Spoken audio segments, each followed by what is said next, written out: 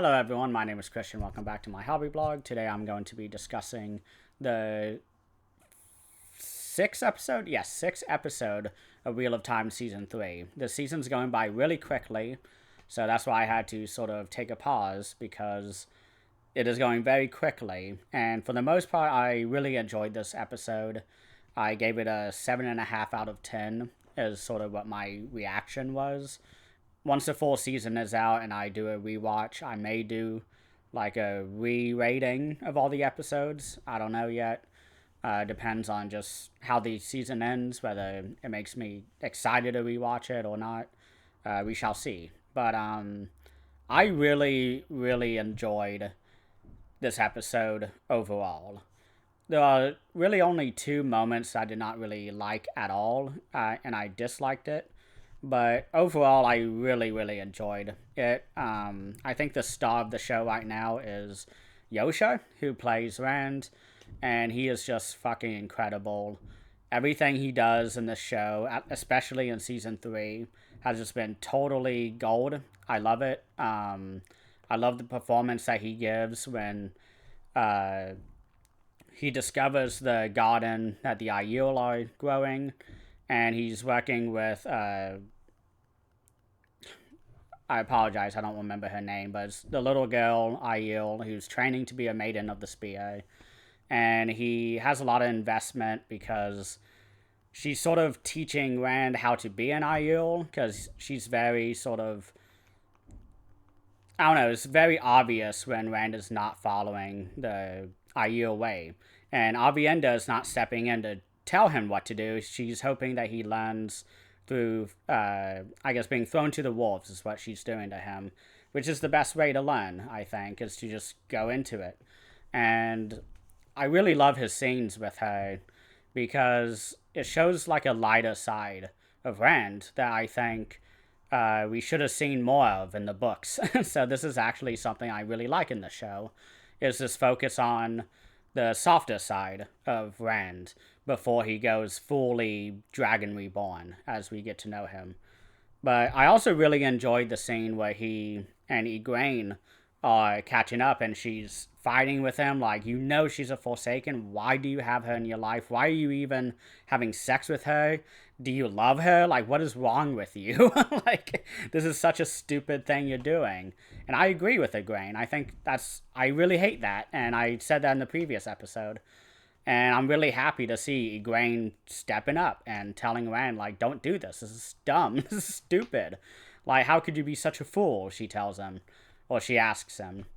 And she's like, oh, you must be mad already. And Rand is like, yeah, sure, if that makes you sleep better at night. I'm not mad, but if that makes you happier, fuck it. And at the end of the episode, after they have this argument, Samael shows up, which is a very big departure from what I expected from the books. But I enjoyed it. He just sort of comes in with this, not really power wrought hammer, but it's a hammer made out of weaves, and he's just smashing stuff. That was really cool. I enjoyed his entrance. But then Rand sort of kills him. He goes into this big power-up mode, which is what I've been wanting, and I loved seeing that. The CGI was incredible, by the way. But we see Samael's body after that. So I'm hoping that, like, in a season or two, he'll come back, or even by the end of this season, he'll come back and we'll start to get more of his A Crown of Swords storyline. I don't want to go too deep into that, but that was a really awesome section of Book 7, I thought. And the more I think on it, the more I really like Samael in the books. So I'm really disappointed if they kill him here. If not, then I'm happy. I don't care. But that was one of the issues I had, was Samael appearing to be dead because he's just under a bunch of rubble, was completely seemingly decimated by Rand's lightning bolts that he was using on him. Like, it was really good. Like, I really enjoyed that scene. But I have a lot of questions, so I'm very much looking forward to the 7th episode in a few days, because I was on vacation for a bit. So, sorry for having this video out. Not on the day it comes out. Or not on the day the episode comes out, but much later. But, I would also say, like, Egwene is being really good this season. I really like her storyline. I think she's getting a lot more agency than previous seasons, and it's just fun. Like, it's fun to watch her. I wouldn't say she's my favorite character, but I have no issues with the storyline right now. I like that they're sort of turning her headstrong and really going after the big sort of accomplishments, because Rand kind of tells her this. He's like even way back in the Two Rivers, like, you weren't happy with me. You were very clear about not being happy with me. And now that I'm the Dragon Reborn, I'm still not enough for you. And that was such a great, like, scene between them. And I really enjoyed it. I don't know. I just. I can't wait to rewatch this episode in, like, one big binge when the entire season is out. But I would also say the Elena Matt scenes and Tanchico. This episode was a lot of fun. I really, really enjoyed it.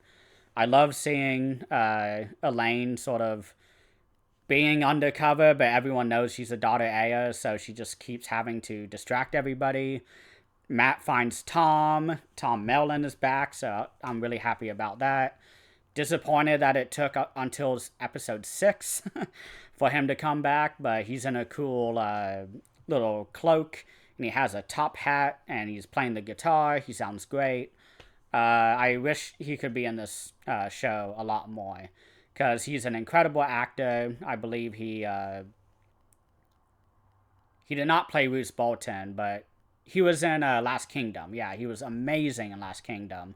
And I just wanted to see him more on screen, Tom Mellon. And him covering for Elaine during that performance was a lot of fun. Seeing Elaine, like, struggling with the idea of performing in front of people and then just being like, yeah, no, I'm going for this. I'm going to sing in front of people. And everyone loves her. Everyone is just struck by her performance. Everyone's shouting, clapping, like, it's a whole party. And we see a character who I think is supposed to be Valen Luca, but they never gave his name. He's talking with Matt during all of this, and Matt's trying to find both of the braces and also the collar for the Adam that the Shanshan created for a male channeler. And, or specifically the Dragon Reborn, I believe, in the books, Samiraj, who hasn't really been in the show. She's been mentioned like once or twice. She commissioned it, I believe, from the Shanshan and immediately used it. So really nasty technology there. But I'm really enjoying that storyline of them hunting that down. That's a lot more exciting than hunting down another power item that I don't want to spoil too much from the later books. But this was a lot more fun. It's from the later books, which is another thing that I'm questioning. Not as hard as I did the Sakanin, though. But I really, really enjoy that they're bringing this part of the story earlier, because I felt like these braces and the male Adam were really underutilized in the series until Brandon's books, and he finally used them. And it was just amazing when they were finally used. And I'm really excited, because if they're bringing all these items in really early, maybe we'll get sort of more. I don't know. I'm really curious to see what the show does with these items. But it was really fun to see Nynaeve and Men paired up together, doing like reconnaissance, trying to find sort of any news about the braces, because everyone's just sort of spread out in the city at one location or the other. They're trying to find the Black Aja. The Black Aja also on every single location, spying on each other. So it's like a lot of, like, this is what Wheel of Time, like, shines for me in terms of the books. And I'm so happy the show is doing this as well, is having all these different elements in one location and keeping this location interesting. I wish we could see more of the city, but again, we only have 8 episodes, an hour an episode. So we gotta go really, really quick. So we're getting what we need, but I think what this show really needs is more breathing room, because it's just, there's not enough time to let it simmer. and to let me like really fully process it as I'm watching it. I have to do all of that after I finish the episode. And that's why I never do a video like immediately after recording. So I'm like, how do I feel about this? How do I feel about that? How do I feel about this? And I just have to like sit alone and figure out how I feel, because a lot of these scenes just go bam, bam, bam, and just like never stop. And I want them to slow down. I want to spend time with everybody. Like, it's so fun when we do spend time, because one of my favorite scenes in this episode was when Elena and Nynaeve were being interrogated by Moghedien, which was straight from the book, and it was just phenomenal. Like, we need more of that. Like, that was like a 9.5 out of 10 scene for me. And I know the show can do it, but it's like all these little constraints that the show has. 8 episodes. The amount of cast that they have. This is a big series. I think fantasy adaptations need a minimum of 10 episodes a season. If you're doing a book like The Files of Heaven, Shadow Rising, and like book 7 and putting it all in one season, like you need like 10 episodes, even 13 episodes if we're gonna use the expanse model of episodes. Like, we need that. Like, it's so frustrating. The show could be like just like the best if it was at these levels as that scene was. And it was just such a fun scene, like exactly how I imagined it in the book. It was just so much fun. I don't know, I keep running that point through, but like I want every scene to feel that way, and it can. I can see it, but I just like, it just feels like, especially for the parent scenes, and I generally like the parent scenes this episode. I really liked him getting healed by Mistress Alvia, I believe, Nynaeve's mom. The Not the wisdom, but she's like the innkeeper. And I really enjoyed that scene, but like, it just, all the scenes feel like they are first takes for me. Like, it just feels like a checklist when we watch Perrin. Like, okay, now he needs to have the scene where he goes to the White Cloaks. Now he needs a scene where we do this. Now he needs a scene where we do that. And it's like really quick. And I moderately enjoyed the conversation that he had with Fael. I thought that was a really well performed scene, well acted. They both were amazing. But I was really like, my enjoyment stopped immediately when Fael is talking about her backstory.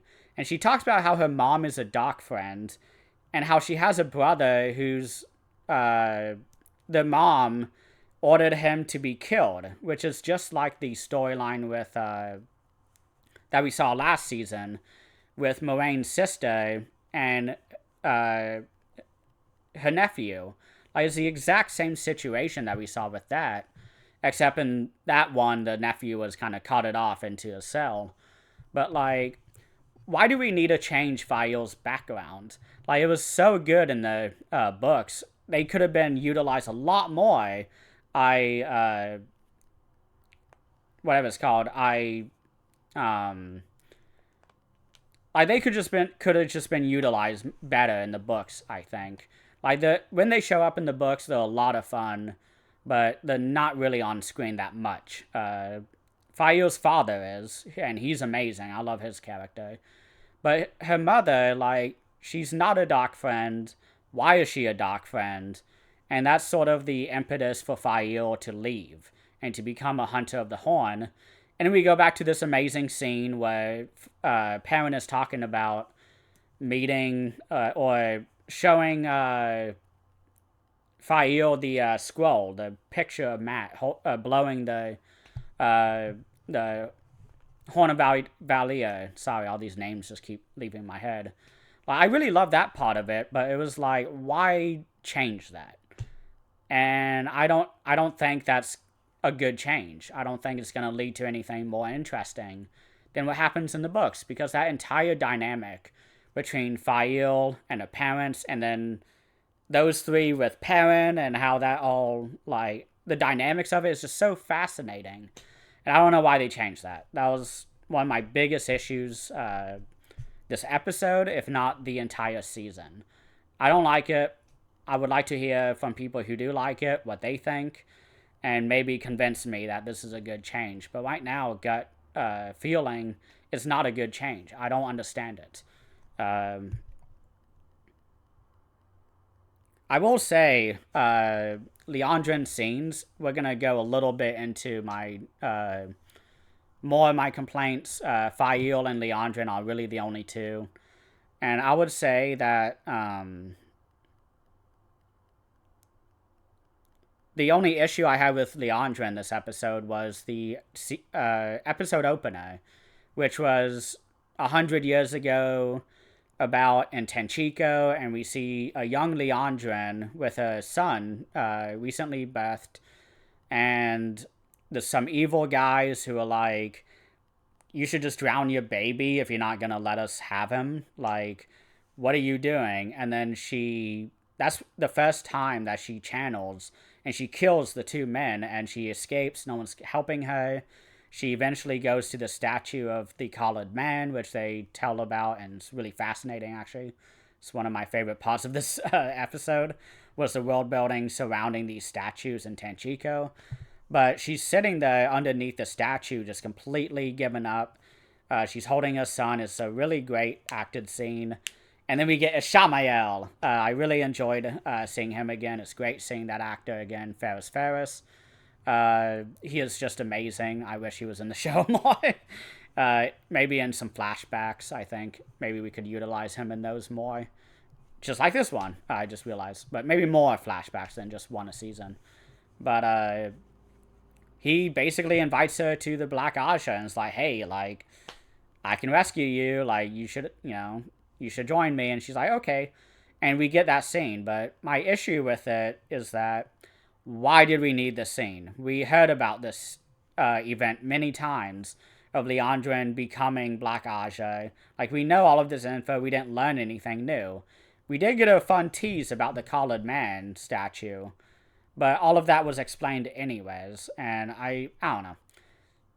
It just felt like another one of those scenes where they're kind of hitting us over the head that Leandrin, like, had to join the Black Aja for, like, not evil reasons, but because of her wanting to survive.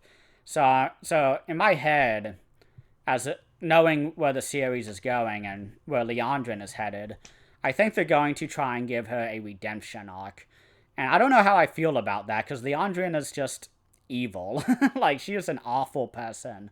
She's part of the Black Aja. Like, we do know of other Black Aja members who join out of necessity, but they are doing a lot more to sort of cripple the Black Aja than Leandrin is. Leandrin, if anything, is holding up the Black Aja and is trying to become one of the Forsaken, which is a great moment, is a great reveal when she talks about her plan and talks about all of that. But I don't like the direction we're headed, where we're trying to redeem Leandrin. Like, that's really where I feel like the show is going to go, because they have an incredible actress and they could pull it off, but I don't think it's something I want to happen. So that's really all I have in terms of complaints. It's just those three. I would say, my third one. So my third one is an extension of my Two Rivers problem in terms of pacing, which is this whole Ilana storyline. Because she's laying in bed, almost dead, and she's having an emotional moment with Maxim, and they're both like, Ilana is like, I think I'm gonna die soon, and Maxim is like, no, you cannot die, I don't want you to die, like, I can't lose another person, like, this would be awful for me. And, they're getting really emotional about it, and then Matt's sisters come in, who, again, I complained about this last episode, or 2 episodes ago. We have had 0 time with Matt's sisters this entire series, and suddenly the almost Aes Sedai just healing Ilana, which is fine. I mean, Nynaeve was healing everyone untrained as well, but we've had 0 time to establish these characters outside of them being Matt's sisters. They haven't said any lines really at all in this season, and especially this episode, they just kind of nod and were like, I don't know, and just not talking with them. Like, I don't know, maybe it was too expensive to have them have lines, because then having speaking lines allows the actresses to get more money. I don't know. I'm just very cynical right now about this storyline, about with Alana and all this, because it just feels like time wasting for me. And I just don't like it. I don't see the point of spending time focusing on this when we could be further exploring the main characters. Because Alana is not a main character. And the show sort of treats her like one. Because she was just so awesome in season 1. Like, I'm always going to give her credit for that. I loved her storyline in season 1. But season 2, it was like, okay, you're staying your welcome a little too long, is how it feels anytime I see Alana in the show. And I don't know. I really hope that the season wraps up well with her storyline and it makes me reinvested in it, but I just don't see that because we're spending no time with her. We only see her once an episode, and she's always either hurt or injured or sick or just being horny. Like, I just want more. I just want more out of her storyline if they're going to have her more in the story. I don't know. They need to use her more effectively, is what I should have said. But, like, they have all the actresses. They have everyone really well. Like, everyone's a great actor. But, like, the writing is just not there. Like, in all the Rand scenes, it's there. The Mogedian scenes, anything Forsaken related, it's there. But when we go to these, like, outlier characters, it's like, well, we need them in the season because we need them still under contract so that we can have these great book moments. But, like, just with Tom Maryland, he took an entire break in season 2. Why didn't Alana take a break in season 2 as well? And we wouldn't have had that awful Land storyline of him maybe being a Dark Friend, which is the stupidest fucking thing. I did not like that storyline at all. But, like, I like Alana a lot more this season. I will concede that because she's actually doing what she's doing in the books, but I didn't like her in the books either. Like, really at all, aside from, like, 2 scenes, I think, which is, like, a big fan, like, WTF moment in book 5, I think. No, book 6 is when that happens. But, outside of that event, I don't like Alana in the books either. So it's not because of the actress. She's fantastic. She's great. I just don't care for her character. So, I don't know. I don't really know too much else to say. Again, I gave this episode a 7.5. I gave it a good rating. Like, I'm not angry with the series. I don't hate it. I'm not watching this out of some sense of obligation because I'm a content creator, but I am watching the show because I love the books. I want it to be as good as the books. And it's just so disappointing to me mentally that we'll never get to that level.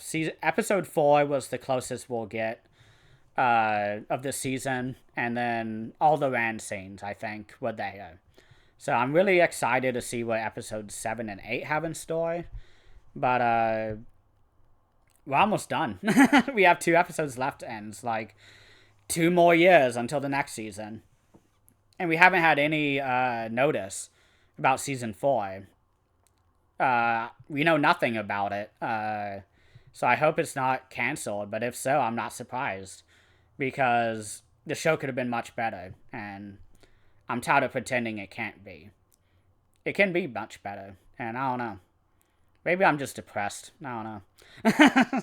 But thank you all so much for watching, and please have a great rest of the day.